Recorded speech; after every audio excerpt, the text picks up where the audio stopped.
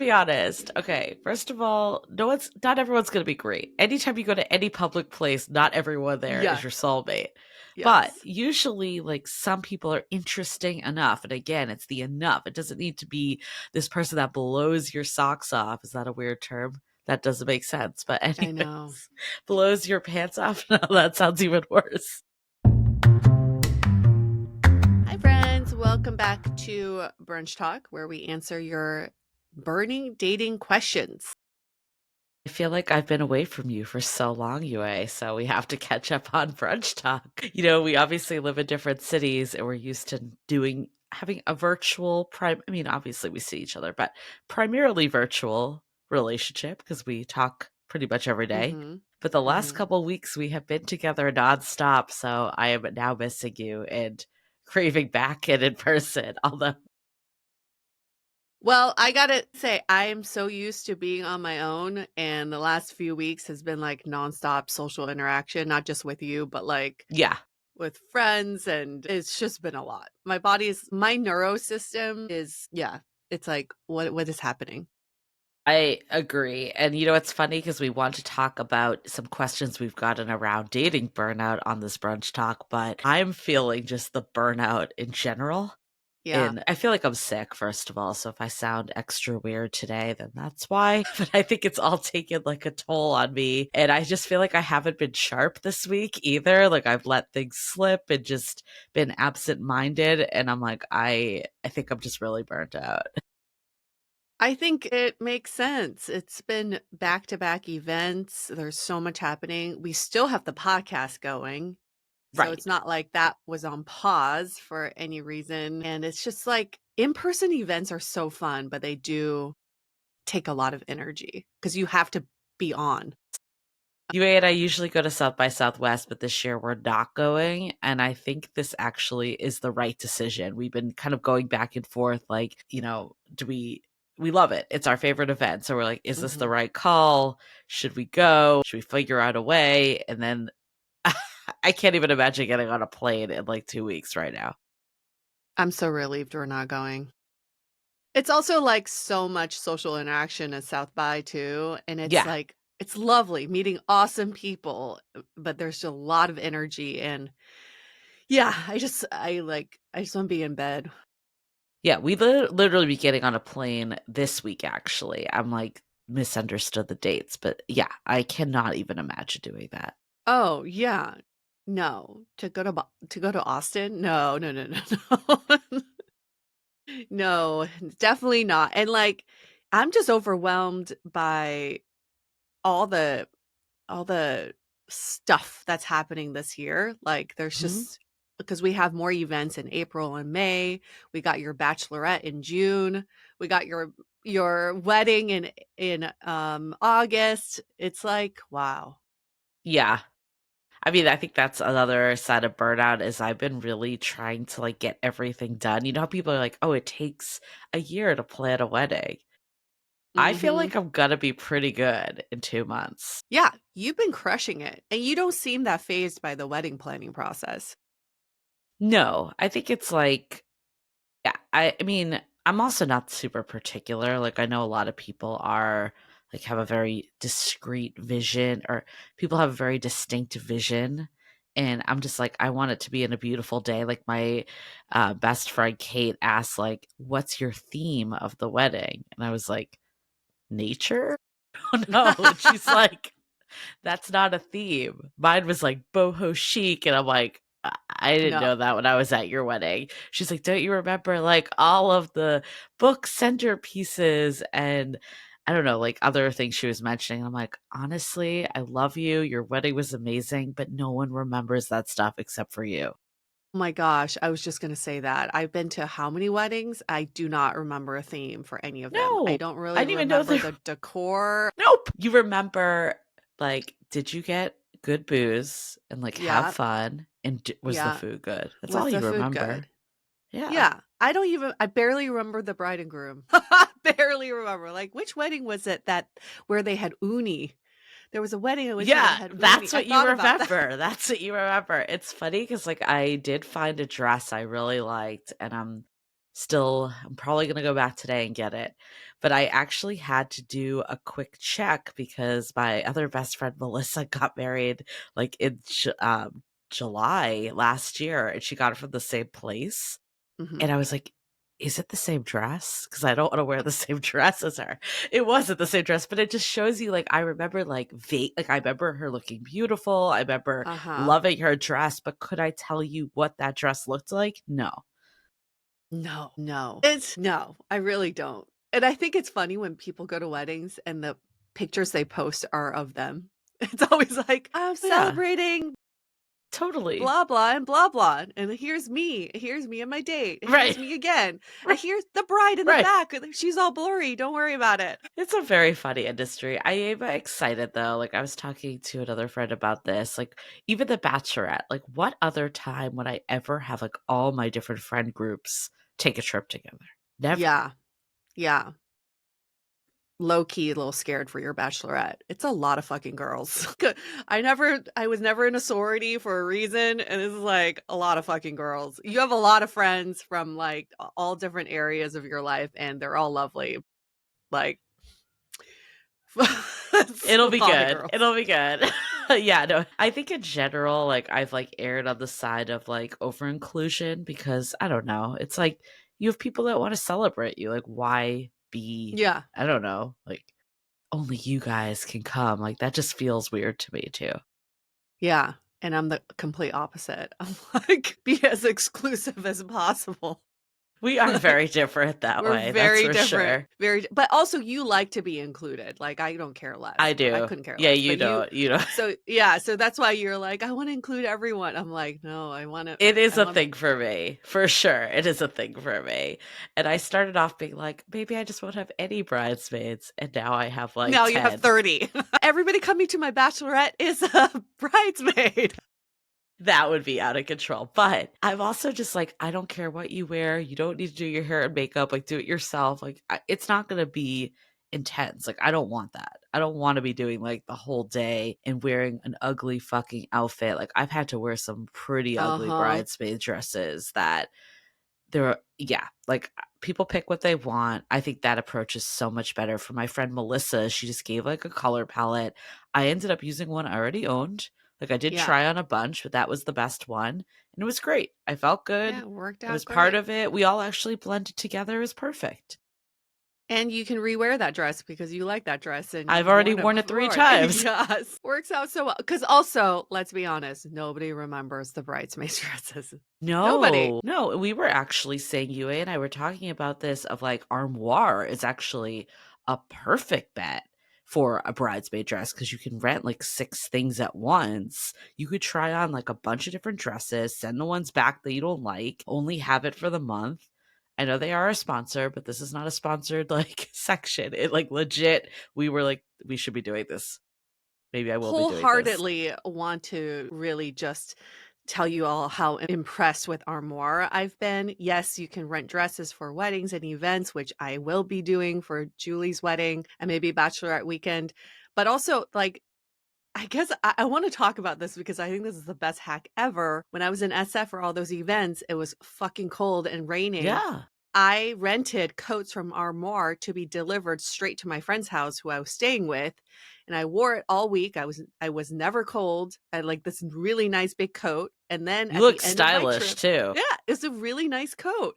And then at the end of the trip, I sent it back via USPS, and It's I didn't have to amazing. carry any of it in my luggage. Oh my gosh, it was like I wish I had that for all of my previous trips to New York, to Yeah. Chicago, where I'm just never gonna wear this stuff in LA, but No. I still wanna look good.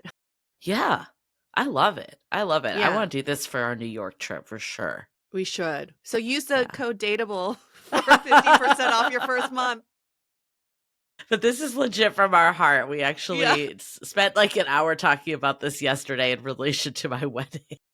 Like, it would be cool if all the bridesmaids rented their dresses and didn't have to buy and I own a totally dress. could. I mean, when I was looking through to, like, swap out my next clothing set like, my next clothes Yeah.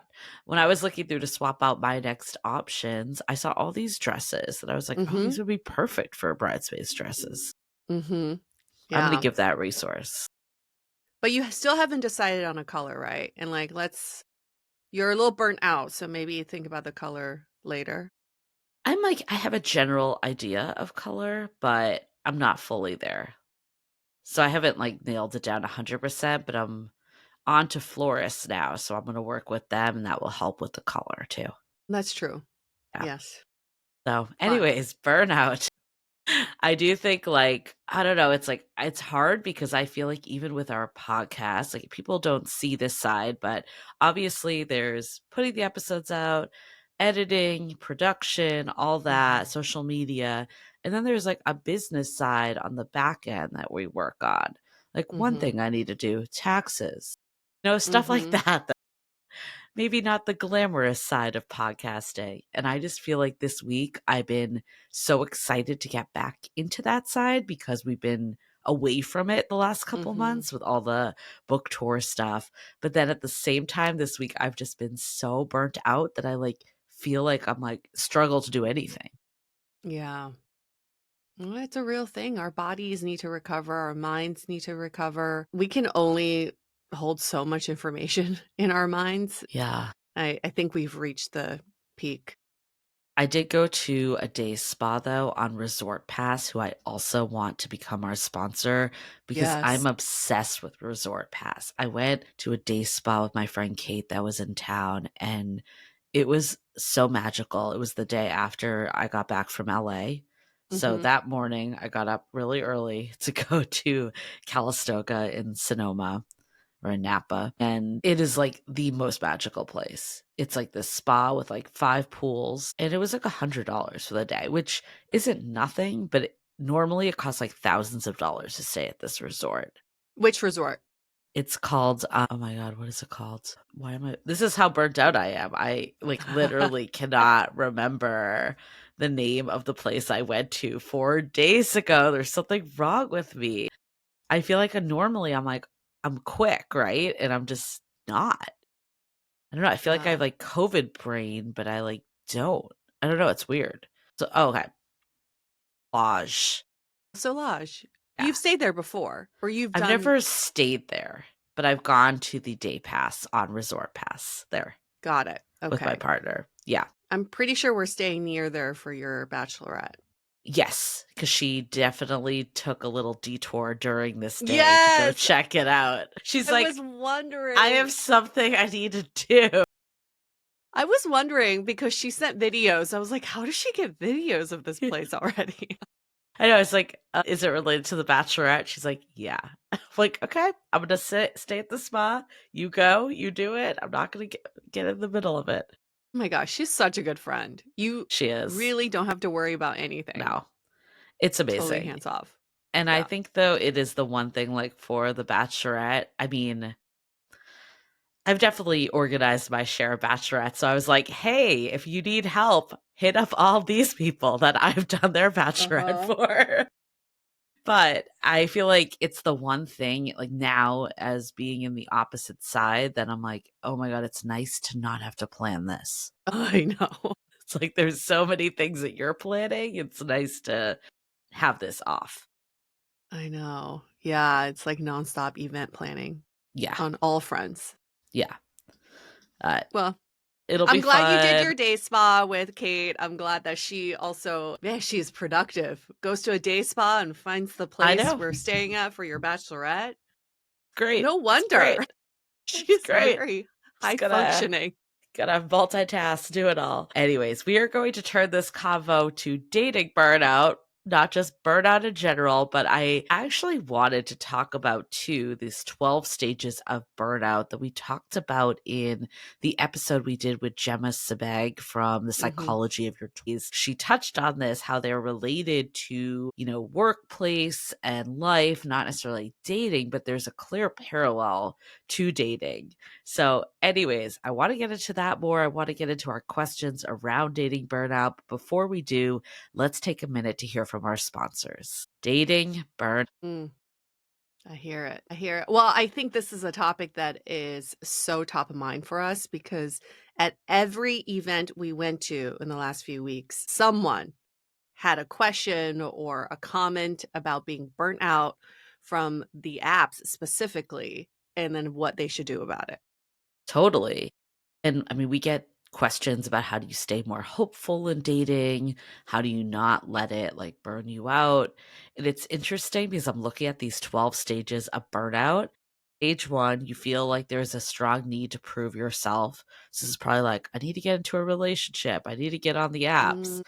Stage two, you keep working harder and harder to achieve this. Stage three, you begin to neglect your own needs more. Stage yeah, four, you're conflicted and blame others or the situation. I feel like a mm, lot of people are there. And I think you stage wouldn't 4. necessarily be like, I'm burnt out. But it's like the start of that burnout where apps are the enemy. The other people suck. There's no one good on Yep. the apps. No one responds. Everyone is flaky. Like, no one good in my city, like all this stuff we hear. Uh-huh. Yeah. And then there's 12 steps? Yeah, the next one, stage 5, you change your values to focus on work more. How many times have we heard people in dating be like, I'm gonna focus on dating. I'm gonna like not do this hobby Yeah. of mine and focus on dating. I love stage 6. You deny the problem that arise due to work stress. You deny the problems that arise due to work stress. You can obviously put in dating stress. Well, I think, yeah, like if you're like constantly dating and feeling the burnout, it definitely seeps into other relationships you have. Like the negativity comes out. Yeah. Stage 7, you withdraw from social life and your family as well. Oof. Hopefully, people aren't getting to stage 7 and above. You Then your withdraw. behavior changes. Stage 10, you feel empty and dumb. Substance abuse can occur. My Let's try to gosh. like not have this happen. And then stage 11 is depression. Stage 12 is mentally and physically collapse, full burnout. So Oh that's my why I think when gosh. we talked to Gemma about this, it was like, how do we catch this in the early stages so they don't go to this? Because we don't want anyone like mentally and physically collapsing over dating. Okay, that's scary, those 12 stages, because once you get to stage 5, it's like, is there can you turn it back? Like, I don't know, maybe too late. I actually think there's 3 simple stages to dating burnout, if we were to look at them in Yeah. a non-threatening way, is I think there's dread. It always starts Mm-hmm. with dread. I don't wanna go on the apps, or I don't wanna go on this date, or, ugh. And then there's defeat. It's the second Yeah. stage, is like, I there's nobody good out there, the Yep. scarcity. What's the point of doing this? I'm not gonna find anybody great anyway. And then the third stage, which is the most amplified stage, is resentment. And it's like the Yeah. resentment of the apps, the people around Yes. you, of the environment, of the government. My Everybody, God, you're yeah. resentful of everybody because everyone is the problem. I would say maybe the next, like, cycle to that too is just full on you give up. Yeah. Like, you've just decided it's not worth it anymore. The love crisis that we're talking about, or when you feel like you've gotten burned too many times and it's just not worth dating anymore or finding love. So how do you know that you are at some stage of the dating burnout? Maybe there's some signs, like one is you feel the need to uninstall the apps. Yeah. I think if you are on the app and everyone looks terrible to you, Yeah. because let's be honest. Okay, first of all, not everyone's gonna be great. Anytime you go to any public place, not everyone there is your Yes. soulmate. But Yes. usually, like some people are interesting enough. And again, it's the enough. It doesn't need to be this person that blows your socks off. Is that a weird term? That doesn't make sense. But I know. anyways, blows your pants off. No, that sounds even worse. Yeah, Anyways, where did that you know phrase what I come mean. from? Gets you Blows all your excited. socks. You're like, I need to find this term. Anyways, I think like if you're at that point where everyone looks terrible, that means that there is something wrong here with the mental state that you're in. And that's a need to Yeah. pause. Yeah, we were talking about the what it's like to to go shopping, the mentality for Yeah. shopping. If you're in the mood, then you're always going to find something you want to buy. If you're not in the mood, everything looks terrible and you walk out of the store going, there's nothing good in there. Totally. I think the other burnout too is if you just dread opening an app or you dread going to an in-person event or something to that degree, like dread, Yeah. feeling of dread. Like, I don't want to do this. It feels like work.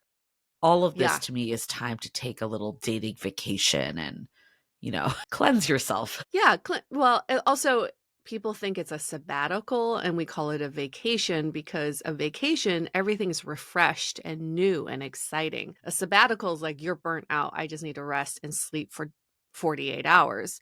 So think about it as like, what's a new way that I can get myself out there, re-energize, pump more energy into my love life and not Yeah. really like taking that pause. I think a quick way too to see if you're burnt out is just to observe how you talk about dating with your friends, Mhm. because that will give you a lot of line of sight. Like, I feel like when I was burnt out, it was all negativity or I've heard it from friends too that way. You can just tell when someone feels burnt out if most of what they're saying is not hopeful feeling. It's not saying like to have false hope, but just to Yeah. recognize like where you're at on the spectrum. And if you are being negative, like again, that's okay, but it's a pause to be like, okay, how do I not go further on this cycle and bring it back? You ready for the origins of the Yeah. phrase "knock your Oh my socks god. off"? I will I never know use this everyone phrase was again. really waiting for this part of the convo. This is very violent. Originally used to describe a beating so strong that it knocked the opponent's Oh my socks off. god. That is really violent. But I feel I'm like the never way we using that phrase use again. no, I feel like the way we use it is like excitement, right? Yeah, like you're so impressed by someone. That person's Yeah. presentation knocked your socks off. Like, no, they did not. That presentation did not beat the shit out of you that your socks came My off. god. Next time someone says it, like any environment, we're like, actually, do you know the Actually, did you origin know? of this? Did you know? Man, there was things that we say, like drink the Kool-Aid, shit like that, that we just come on. All right. It's I'm so gonna stop bad. saying I'm gonna So start bad. pushing why we Okay, say I the will things we say. not say knock your socks off anymore. It also sounds really old. As I said it, I'm like, I sound really fucking old. Like a grandparent. I don't know. Did he knock your socks off, Julie? Okay, so back to burnout though. If you feel like if like you can feel you're getting to the 5 and above, what do you do then? Well, one is recognizing it because I think that there's that denial stage. I forget which stage that is, but once you're in denial, there's nothing you can do. So if you're recognizing it, at least you're catching it early before going into denial. And then I would probably like the thing that we've been telling people to do is like look at the reality of things. Have you made connections on the apps? Probably yes. Have you gone on some pretty stellar dates? Probably yes. Have you had a good time in dating before? Probably yes. And it's to collect all the evidence for why things have worked out for you instead of like all the evidence against and saying that there's just nobody good out there. Totally. I actually saw this post on Instagram right before we came on here that has nothing to do with dating at all. It was actually more around career, but it was like Hmm. if you're feeling like you want to stop doing something or give up or that burnout coming, is it because you're actually like, afraid to get to that next level? Like you're afraid to like go deeper and to put yourself Mm, out in a different way? And like, is this area where you are now what's comfortable? And I think a lot of times, in a way, staying in this complaining about dating is comfortable because you're not actually putting yourself out there to get hurt and to really fall in love with someone and the good and the bad that comes with that. And I think I know I can look back to my own life for years. I feel like I was staying in this comfortable place that I mm. might have complained about, but it felt in a way more safe because it was what was normal for me. That makes so much sense. There are conversations we have with our friends who are dating, and sometimes I think they're asking for advice Yeah. when they actually just want to vent about Yeah. dating. And now what you're saying just makes so much sense for that, because being mad about dating and being resentful about dating is the norm and Yeah. everyone's doing it. And then it also takes the blame off of you. You Yeah. don't have to be accountable. And it sometimes is fun to complain about dating and tell us your crazy, wacky dating stories.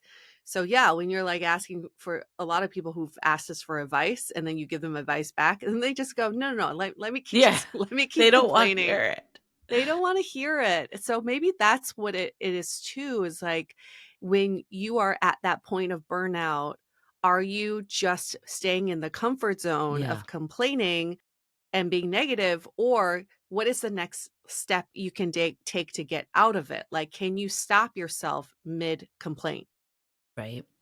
I think another question we got a lot at these events and in general is like, how do you be more optimistic and hopeful? And this one's like tough because we can't just say, be hopeful, be optimistic. That's like not helpful at all if you're not feeling that way. I think it's baby steps. Like, there's a way to just see like I don't know, like, looking at maybe the positive and gratitude lists, as cheesy as they are, there is a lot of science that they work, and I think just even looking at, like, "Okay, did this date bring me a little closer to where I wanna go?"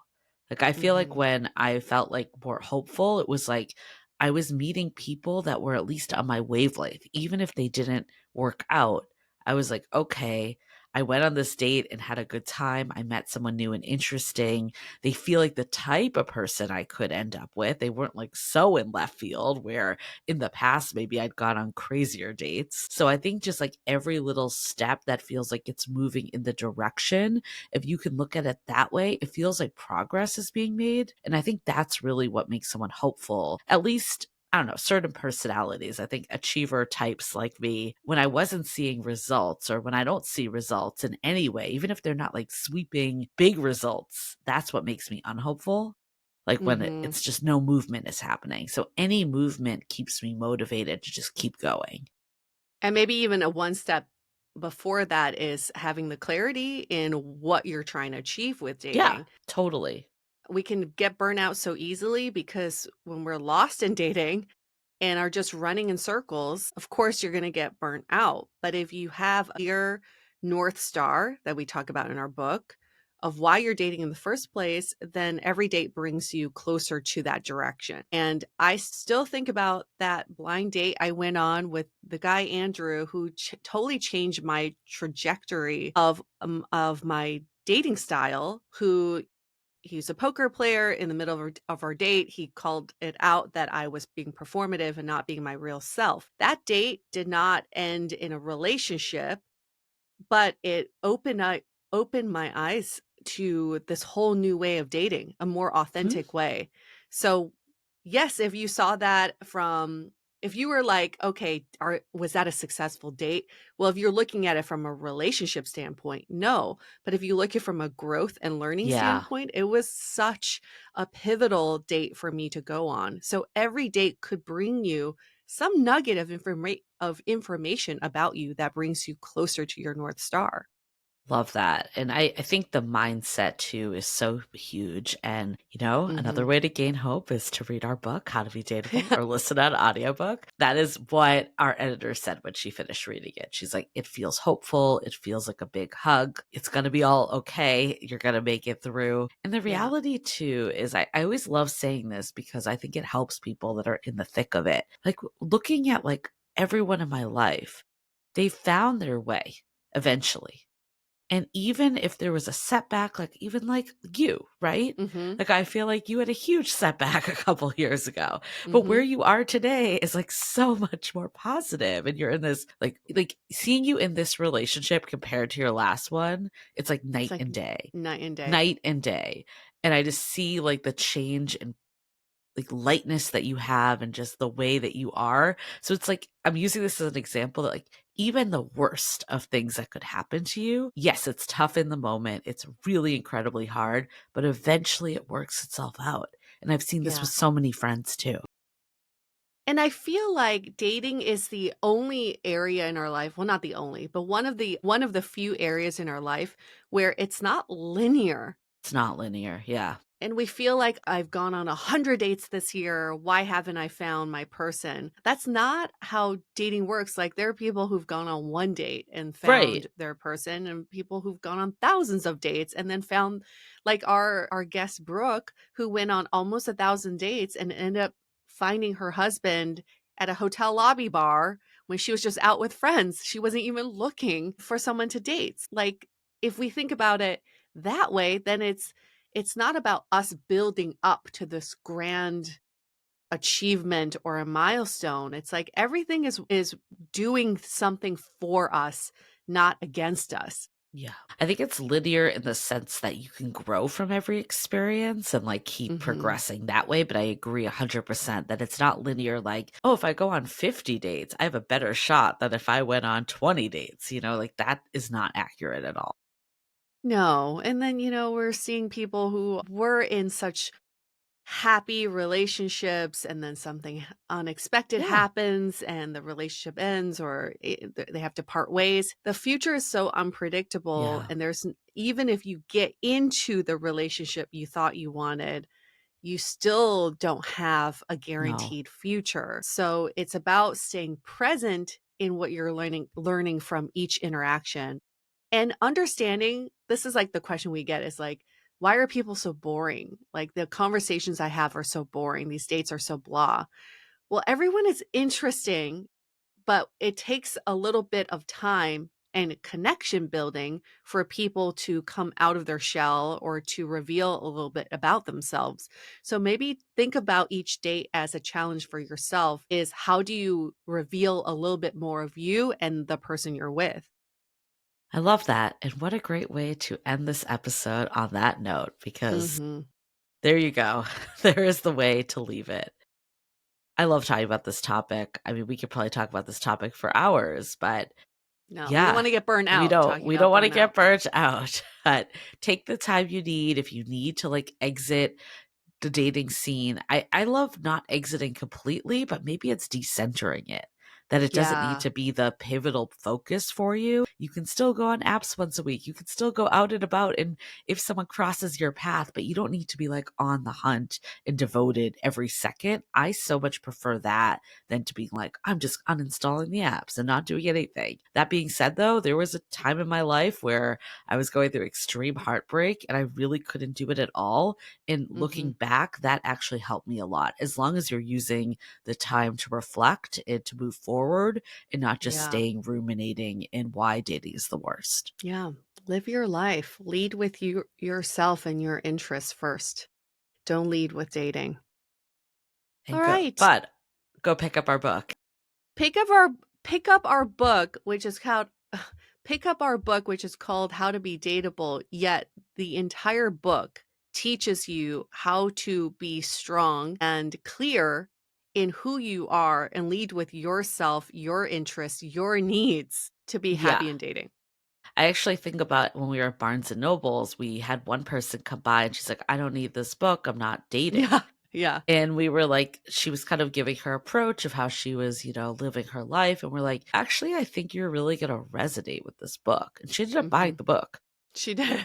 She went from, I don't need this book to, actually, this sounds really useful and helpful. And it's not like your traditional dating book in the sense that we're going to be like, here's the 5 steps to upload your profile. Like, we're not doing that.